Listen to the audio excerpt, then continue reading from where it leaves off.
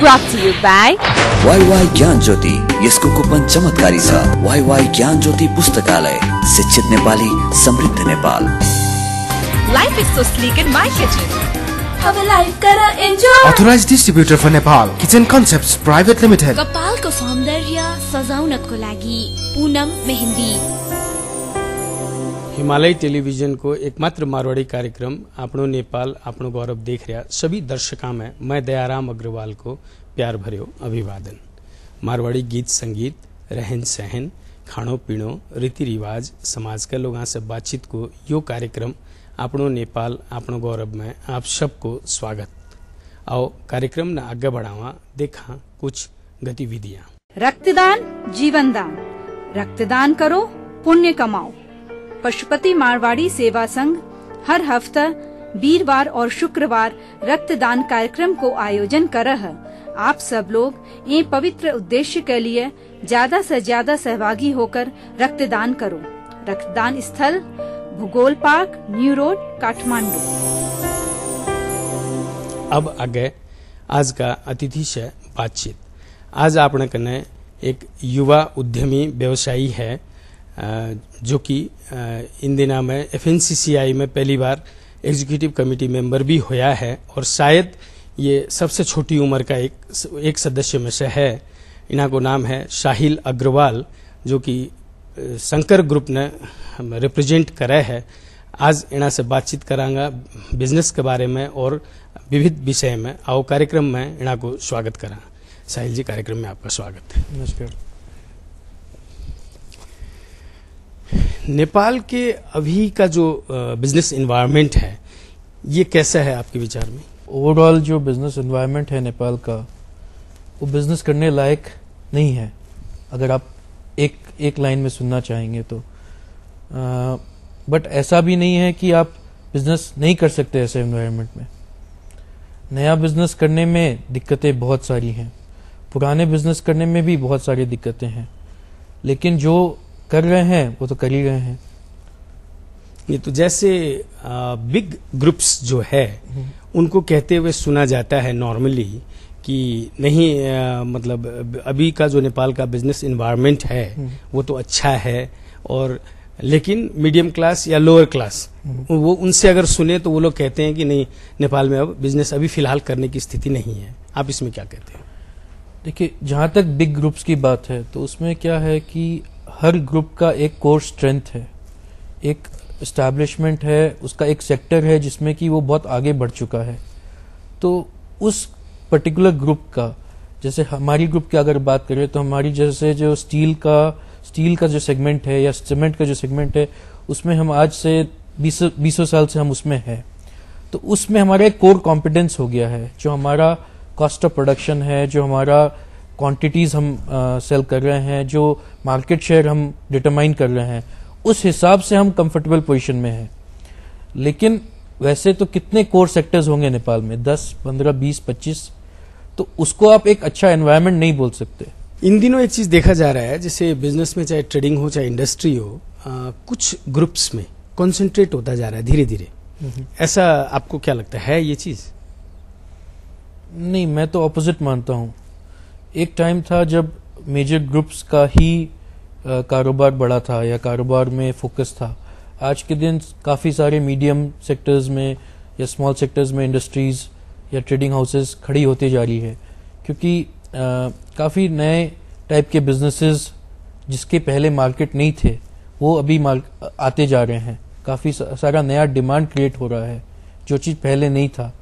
तो ये मैं ऑपोजिट मानता हूँ इस चीज को आज के दिन। अच्छा, FNCCI में एक चीज पास्ट का अगर ट्रैक देखते हैं तो ये देखने को मिलता है कि अपने मारवाड़ी समाज के लोग उपाध्यक्ष की दौड़ तक तो दौड़ लगाते हैं, उसके बाद पीछे हट जाते हैं। आपको क्या लगता है इसके पीछे खास रीजन क्या होना चाहिए? नहीं, ऐसा नहीं है। आपके पहले के कुछ, शायद मैं एग्जैक्टली नाम तो मतलब एक आध तो जानता हूँ, जैसे मिस्टर विनोद चौधरी हैं जो कि शायद प्रेसिडेंट पहले FNCCI में बने हैं। तो वही एक हैं जो कि FNCCI में अपने मारवाड़ी कोई भी प्रेसिडेंट बना, उसके न तो उससे बाद बना है कोई, न उससे पहले कभी बना है। हाँ, तो वो तो हो सकता है किसी ने ट्राई नहीं किया हो। अब जैसे आपका वही क्वेश्चन, आप क्यों नहीं ट्राई करते या हो सकता है किसी में मतलब उतना कॉन्फिडेंस नहीं हो कि हम प्रेसिडेंट के लिए लड़ सकते हैं।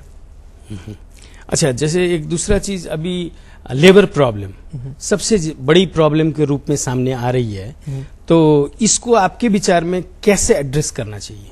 इसको एड्रेस करने का तरीका काफी सारा तरीका हो सकता है, क्योंकि सबसे बड़ा आज के दिन लेबर प्रॉब्लम में जो सबसे बड़ा समस्या है कि हम लोग नॉन कॉम्पिटिटिव होते जा रहे हैं।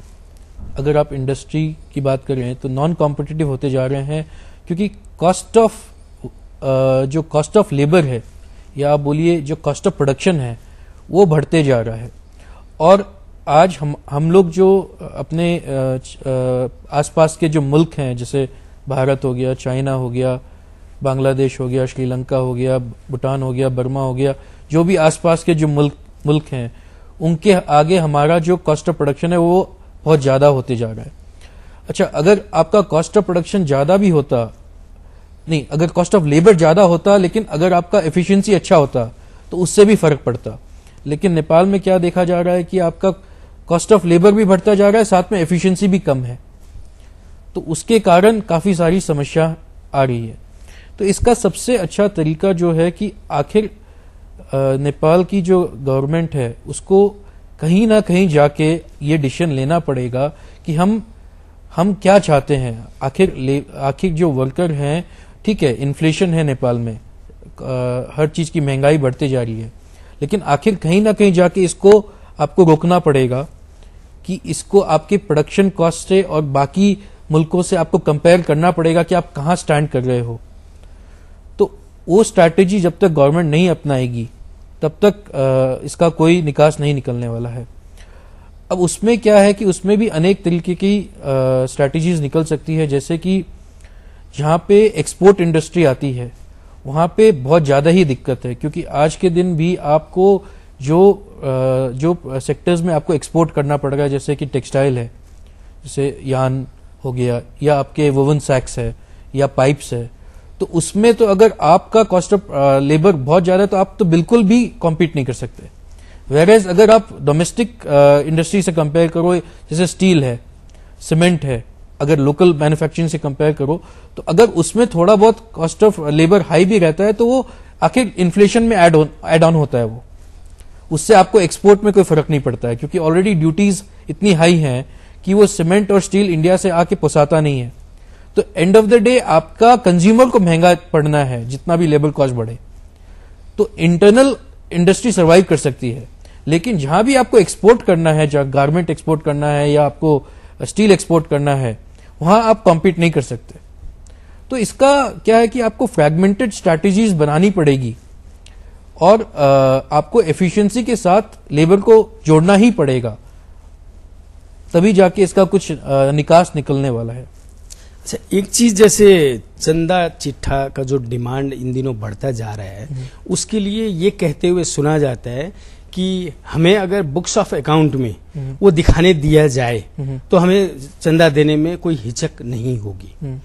तो क्या बुक्स ऑफ अकाउंट में दिखाने को अगर गवर्नमेंट दे दे तो उससे क्या ये समस्या समाधान हो जाएगी? नहीं, ऐसा नहीं है। अच्छा, बुक्स ऑफ अकाउंट में दिखाने से कुछ तो बेनिफिट इंडस्ट्री को मिलता है कि हमने इतना चंदा दिया है बोल के हमारे अकाउंट्स में है, उससे कुछ बेनिफिट मिलता है। लेकिन ऐसा नहीं है कि बुक्स अकाउंट में दिखाते ही आप मतलब आप चंदा ज्यादा दे सकते हो या आप मतलब चंदा ज्यादा ले सकते हो, उससे वो सोल्यूशन तो निकलना नहीं है। आखिर ये सिस्टम तो गलत है। चंदा तो इज डोनेशन का मतलब हो गया आप अपने विल से जो चीज देते हो, लेकिन नेपाल में अपने विल से नहीं देके आपको देना पड़ता है, तो that is a different thought process totally. तो उससे कुछ हद तक समस्या सॉल्व होती है, but that is not a solution. अच्छा, एक छोटा सा ब्रेक लेते हैं, ब्रेक के बाद बातचीत को फिर आगे बढ़ाएंगे। दर्शक वृंद, एक छोटो सो ब्रेक ले रहे हैं, देखता रहियो हिमालय टेलीविजन। लेकिन ब्रेक में जाने से पहले यह हफ्ता को दर्शक प्रश्न एक बार। यो हप्ताको दर्शक प्रश्न। पौराणिक मान्यता अनुसार त्रेता युगमा राम र द्वापर युगमा कृष्णको रूपमा कुन देवताले अवतार लिएका हुन्? Option A Shiva, option B Brahma, option C Vishnu, option D Ganesh. दिएका अप्सनहरूमध्ये एएन टाइप गरी स्पेस दिनुहोस् र एबीसीडी मध्ये कुनै एक टाइप गरी 4004 मा एसएमएस गर्नुहोस् र विजेता भई पाउनुहोस् आकर्षक उपहार। प्रत्येक हप्ता 5 जनालाई वाइवाई को गिफ्ट ह्याम्पर, प्रत्येक हप्ता 5 जनालाई ब्रिटानियाको तर्फबाट गिफ्ट ह्याम्पर। विभिन्न विशेषता भएको सीजीको ग्यास गीजर प्रत्येक महिना 1 जनालाई पनि। विजेताको नाम आउँदो शनिबार बिहान 10:30 बजे आफ्नो नेपाल आफ्नो गौरवमा घोषणा गरिनेछ। Brought to you by WaiWai ज्ञान ज्योति, यसको कुपन चमत्कारी छ। वाईवाई ज्ञान ज्योति पुस्तकालय, शिक्षित नेपाली, समृद्ध Nepal. Life is so sleek in my kitchen. अब लाइफ कर enjoy. Authorized distributor for Nepal, Kitchen Concepts Private Limited. कपालको सौन्दर्य सजाउनको लागि पूनम मेहंदी। ब्रेक के बाद आप सबको फिर से स्वागत है। आज आप बात कर रहे हैं यहाँ शंकर ग्रुप का एक रिप्रेजेंटेटिव मेंबर डायरेक्टर साहिल अग्रवाल से, और इन बातचीत ने फिर से आगे बढ़ावा। अच्छा, इन दिनों एक चीज और देखी जा रही है, जैसे बैंक्स लोन जो है उसका मेजर पोर्शन कुछ ग्रुप्स में कंसंट्रेट होता जा रहा है धीरे धीरे, जिसके कारण से रिस्क टू द डिपॉजिटर्स बढ़ता जा रहा है। आप इस चीज को कैसे डिफाइन? मैं इस चीज को टोटली नहीं मानता हूं कि आपका जो बैंक का लोन्स है वो कुछ ग्रुप्स को सीमित है, क्योंकि आज अगर आप जनरली अगर डेटा देखेंगे राष्ट्र बैंक का, तो उसमें काफी सारा लोन जो है काफी कम लोन जो है बिजनेस सेक्टर में दिखता है। अगर आप उसमें से जो रियल एस्टेट सेक्टर निकाल दो या ऑटोमोबाइल फाइनेंसिंग निकाल दो, तो काफी कम लोन बिजनेस सेक्टर में दिखता है। और उसमें भी कोई बैंक के क्लाइंट्स में कोई 30 या 40 ग्रुप नहीं आते, उसमें कम से कम आज स्मॉल और मीडियम एंटरप्रेन्योर ज्यादा हैं। तो मैं इस चीज से टोटली सहमत नहीं हूं कि ये चीज खाली बिग हाउसेज में लोन जा रहा है और इसका कोई ऐसा डेटा है बोल के मैं सहमत नहीं हूं। अच्छा, दूसरी चीज, जैसे हम मारवाड़ी लोग बिजनेस इंडस्ट्री तो अपना करते ही हैं, जो भी है अपना पुराना जो चला आ रहा है बिजनेस है, उसके अलावा सोशल सेक्टर में आम जनता अपने जो मारवाड़ी के लिए जो उनके मन में नेगेटिव जो धारणा है उसको पॉजिटिव में चेंज करने के लिए आम जनता के हित में हम लोग क्या कर सकते हैं? आम जनता के हित में एज अ मारवाड़ी कम्युनिटी अगर आप मेरे से क्वेश्चन पूछ रहे हैं, तो ऑब्वियसली कुछ अपने CSR एक्टिविटीज एज अ, जैसे आज आपके अपने जो मारवाड़ी कम्युनिटीज में जो कुछ आपके क्या बोलते हैं सोसाइटीज बने हुए हैं, उनको साथ में लेते हुए कुछ CSR एक्टिविटीज अपने कर सकते हैं, जिससे कि नेपाल की ओवरऑल जनता को पॉजिटिव फीलिंग आए। वो कुछ एजुकेशन रिलेटेड हो सकते हैं, कुछ आपके इंफॉर्मेशन रिलेटिव हो सकते हैं, तो वो हो सकता है। बट अगेन मैं जैसे आपका ये देखिए, ये तो एक क्या कल्चर का जो एक टोटल चेंज जो बोलते हैं कि आज आप मारवाड़ी हो बोल के नेपाल में लोग उसके अगेंस्ट हैं जो, या कुछ उसके आपको नेगेटिवली देखते हैं, ये बात से मैं टोटली अगेन सहमत नहीं हूं, क्योंकि ये चीज काफी हद तक चेंज हो चुकी है जैसा मेरे को लगता है। क्योंकि आज के दिन आपको देखो, आज बिजनेस सेक्टर्स में देख लो, तो आज मोस्टली जो बिग हाउसेस है या बिग कॉर्पोरेट्स है नेपाल के, वो उसमें से काफी हद तक मारवाड़ी बिग हाउसेस हैं। तो आज अगर ऐसा कुछ नेगेटिव एनवायरनमेंट होता तो आज बिग हाउसेस ऑपरेट नहीं कर पाती इधर। तो ये स्लो एंड स्टडी प्रोसेस है जो कल्चर को एक डेवलपमेंट करने का, ये एक आध कोई चीज करने से कोई टोटली चेंज होता नहीं है। मैं ये कहना चाहता हूं, मैं ये कहना चाह रहा हूं कि जैसे एक लोगों में आम धारणा रहती है, देखा जाता है कि मारवाडीहरू पैसा मात्रै कमाउन जानेका छन्, यिनीहरूले खर्च केही गर्न सक्दैनन् आम जनता का लागि। अपने ऊपर करना एक अलग बात है, उस चीज को चेंज करने के लिए कुछ तो करना होगा।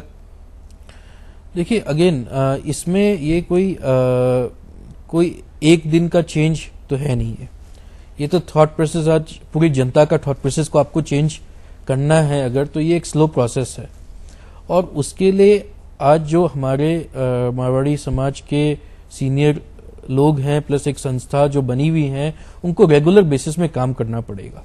ठीक है, आज कोई आप एक पर्टिकुलर एक्टिविटी करके उसको चेंज नहीं कर सकते, या एक पर्टिकुलर आप कोई कैंपेन करके या कोई एक डोनेशन ड्राइव करके या कुछ भी करके आप उसको एक बार में चेंज नहीं कर सकते। It is a slow process which has to be done in a slow and steady manner and which will change the thought process of people. Shankar group CSR activities में क्या करती आई है? देखिए, सबसे पहले तो हम लोग जो हमारे जहाँ पे हमारा इंडस्ट्रीज है उसके आसपास के जो गांव हैं, घर हैं, उनमें काफी डेवलपमेंट हमने किया है। सबसे पहले तो जैसे आज आप कोई भी एरिया ले लो, जैसे सिमरई ले लो जहाँ पे हमारी स्टील इंडस्ट्री है, उसके आसपास काफी सारे हमने ब्रिजेस, छोटे छोटे जो कलवर्ट बोलते हैं, ब्रिजेस बोलते हैं, वो बनवाए हैं।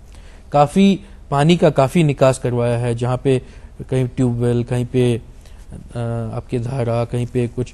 साथ में उधर का एजुकेशन सेक्टर को, काफी स्कूल्स को हमने स्पॉन्सर किया है, काफी मंदिरों को हमने डोनेशन दिया। तो ये सबसे पहले तो अपने घर के आसपास जो जनता रहती है उनको हमने काफी तरीकों से हमने एक CSR एक्टिविटी करके हमने उनको मतलब एक तरीके से हेल्प किया है।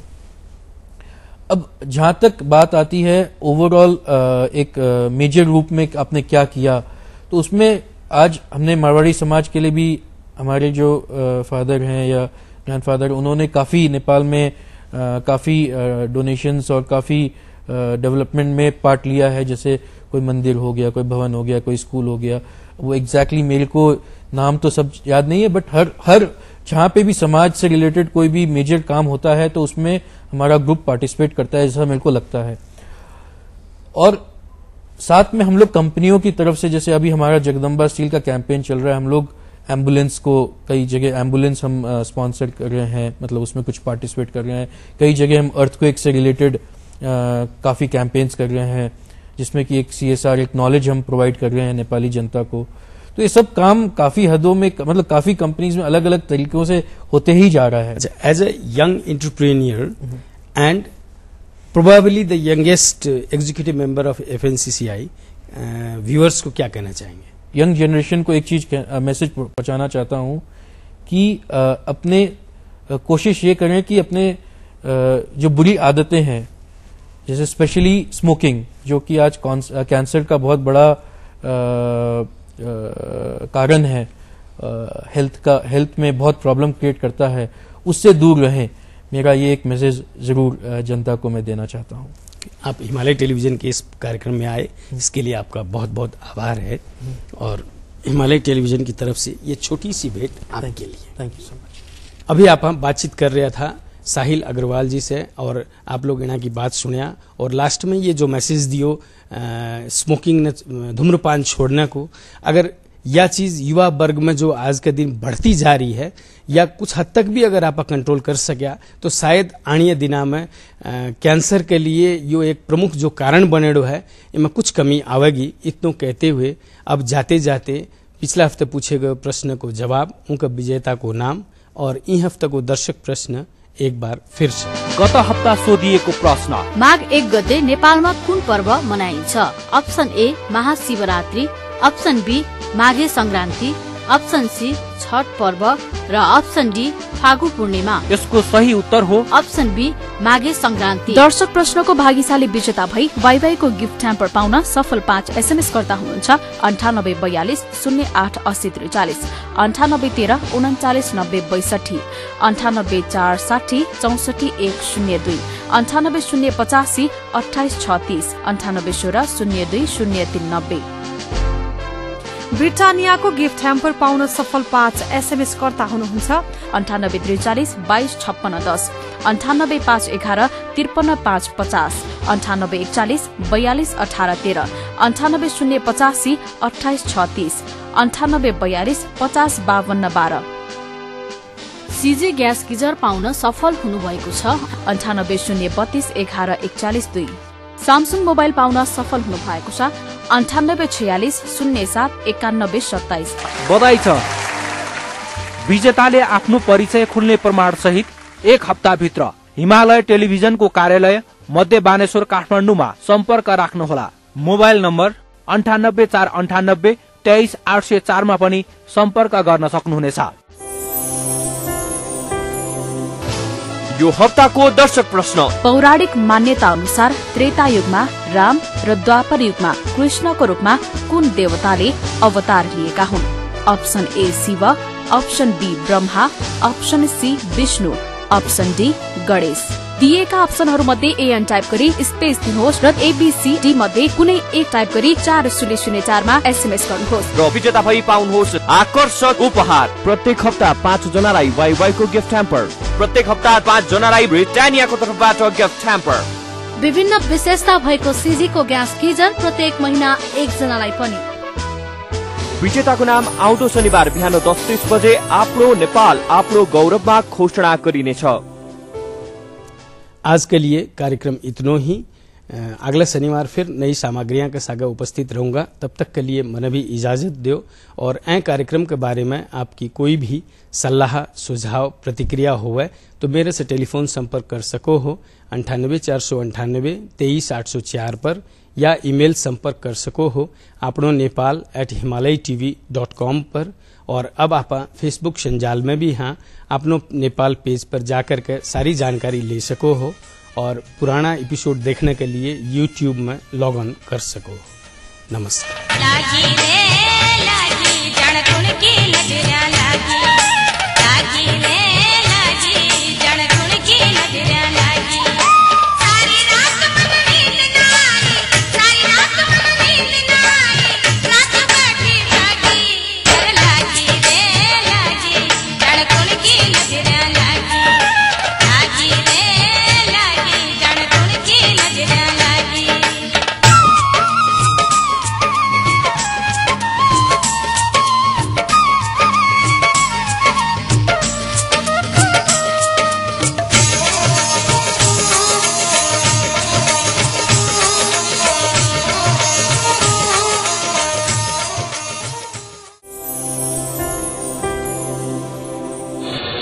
Brought to you by WaiWai ज्ञान ज्योति। यसको कुपन चमत्कारी छ। वाईवाई ज्ञान ज्योति पुस्तकालय, शिक्षित नेपाली, समृद्ध Nepal. Life is so sleek in my kitchen. अब लाइफ करा enjoy. Authorized distributor for Nepal, Kitchen Concepts Private Limited। कपालको सौन्दर्य सजाउनको लागि पूनम मेहन्दी।